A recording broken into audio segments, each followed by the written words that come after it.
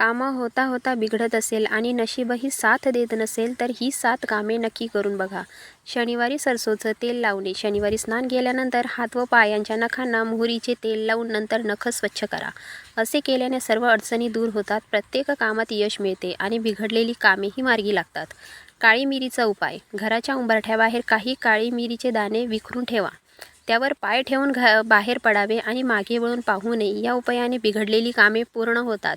भगवान विष्णूंची उपासना. भगवान विष्णूंची भक्ती उपासना करावी. त्यांचे स्मरण व प्रार्थना केल्याने सर्व कामे सफल होतात.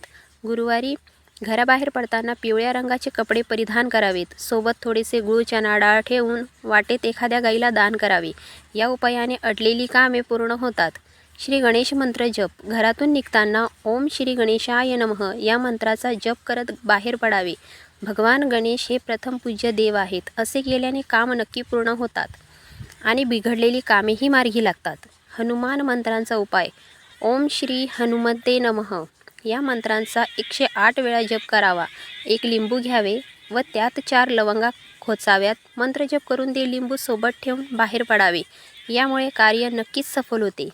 दही, साखर व काळी मिरीचा उपाय. शुभ कार्यासाठी घरातून निघण्यापूर्वी दही व साखर खावी. तरीही यश मिळत नसेल तर घराबाहेर थोडीशी काळी मिरी टाकावी आणि त्यावर पाय ठेवून बाहेर पडावे. यामुळे बिघडलेली कामे नक्की बनतात. तुळशीचे पान खाणे. तुळस ही भगवान विष्णूंना अत्यंत प्रिय आहे. कामाच्या यशासाठी घरातून निघण्यापूर्वी तुळशीचे एक पान खाऊन बाहेर पडणे शुभ मानले जाते.